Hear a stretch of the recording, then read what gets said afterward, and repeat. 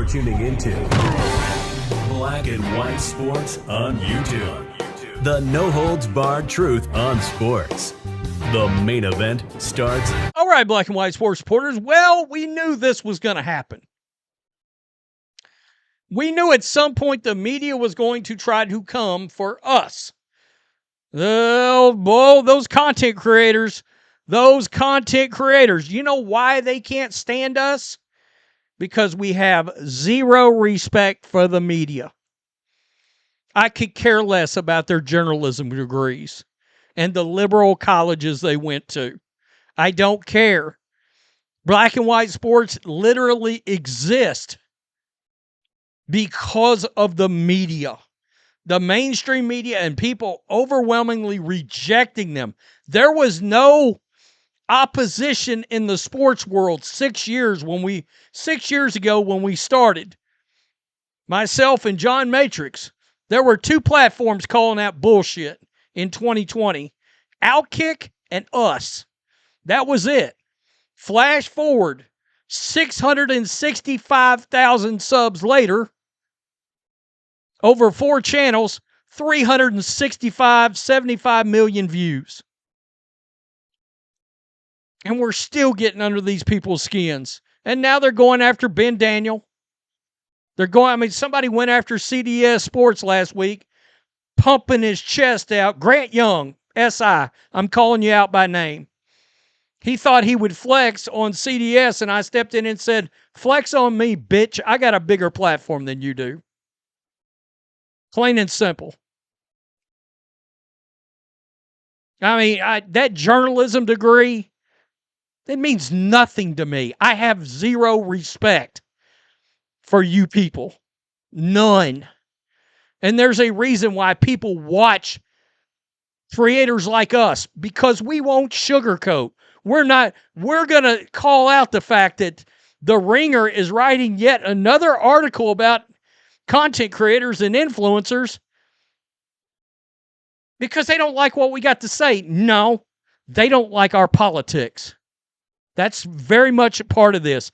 I did some research on the author and the parents of the author and all the, oh yeah, I'm sure they hate my flag flying ass. I'm sure they loathe me. I'm good with that. I'm comfortable with that.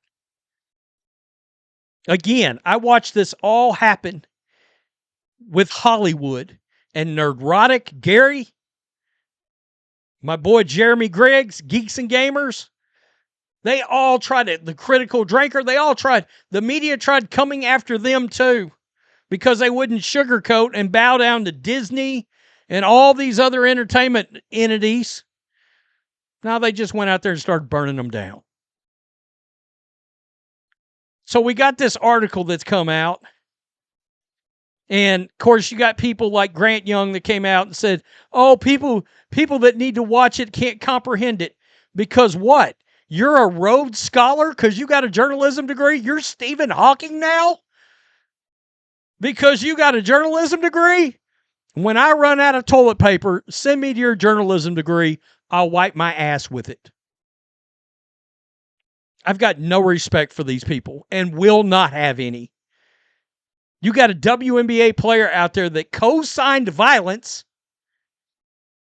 Instead, you're writing articles about YouTubers. We called out the Fever because we didn't like how they handled Caitlin Clark's injury the other day and how it was reported. Oh, that's a problem. That's a problem for you people. You aren't writing articles about that. By the way, WNBA sent a message to the Fever about it. Remember? They had a problem with it. But because we called them out,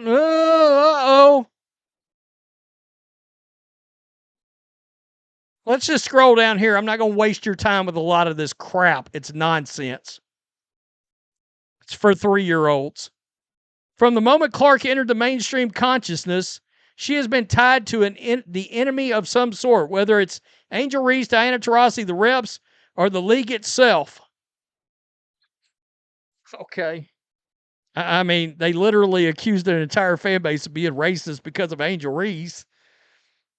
Diana Taurasi showed her no respect when she come in the league. We call that out, and we're the problem. Okay, gotcha. No problem. But the Reese rivalry has cooled for now. Clark wears Taurasi's Team USA jersey while plotting with her, and she's even pretty happy with the refs these days.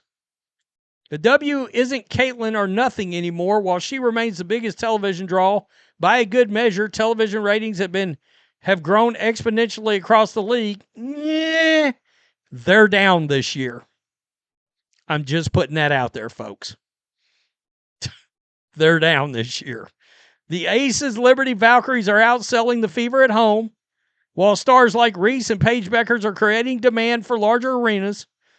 But those are good, fun stories that don't feed the algorithmic beast that sustains itself on aggrievement, rage, and suspicion.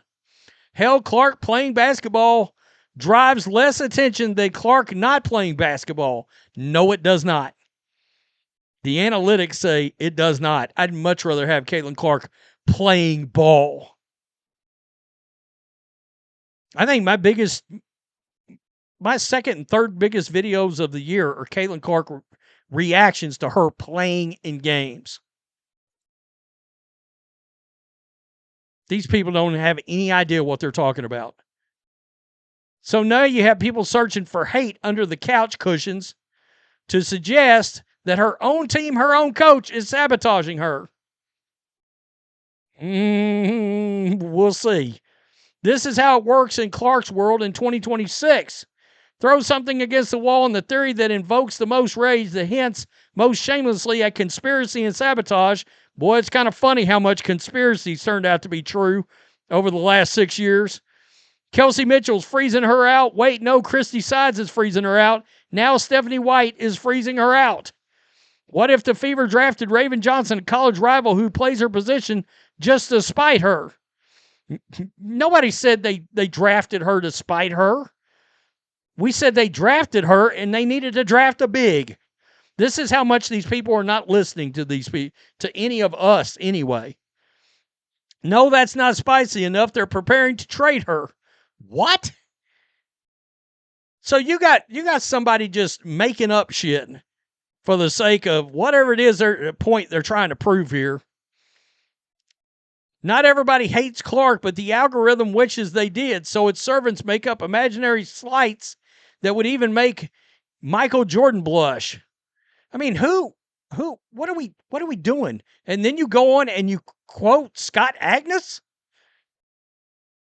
Hell, he literally named a whole fan base and everybody's run with it. Now, there's a conspiratorial thread to weave here. The WNBA let the Fever off with just a warning, even though they never listed Clark as questionable for announcing she was out. Plus, there are financial ripple effects that will follow if something serious is happening that will make her set out for more games. Financial to who? Exactly.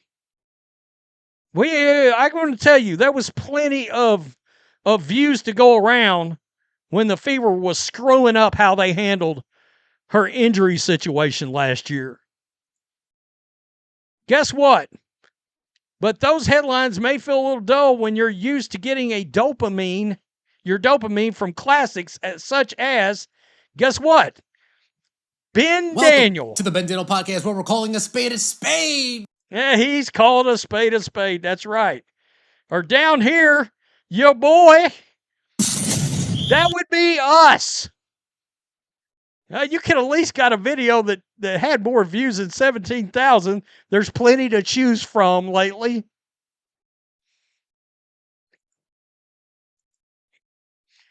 Clark discourse is so many modern online phenomena collide in their most cynical form.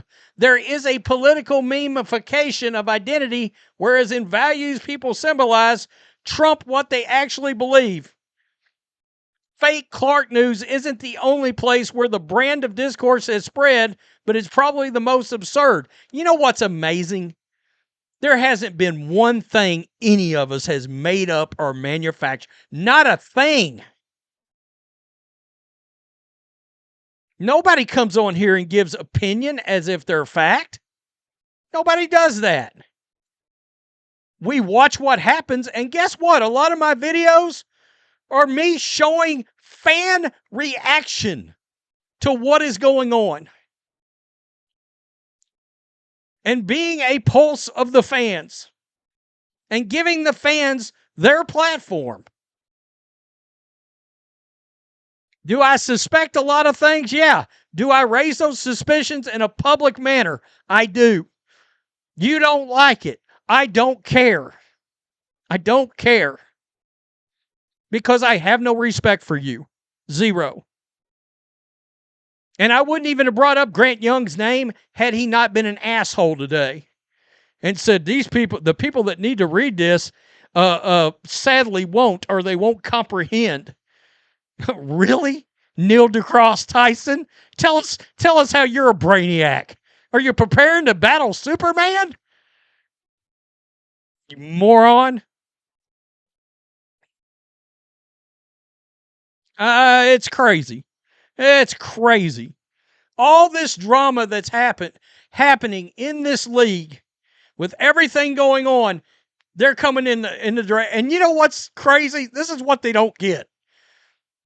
This is what has skyrocketed channels before is when the media, sadly, how about somebody besides the Ringer come after me?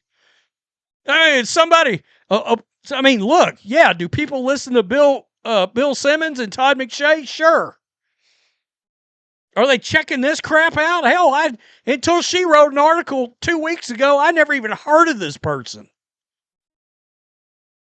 Crap. Damn it to hell. I mean, really? Can I get ESPN to come after me on First Take? Something worth my time. I almost did not make a video on this. You want to know why? Because they knew it would get a response which would bring more in their direction. People looking at them. Okay. Tell me what you think. By the way, if you assholes are going to use titles of my videos, have the balls to put my channel name on it. Peace. I'm out. Till next time. Thanks for watching the show. Be sure to like, comment, and subscribe. Be sure to tune in next time on Black and White Sports.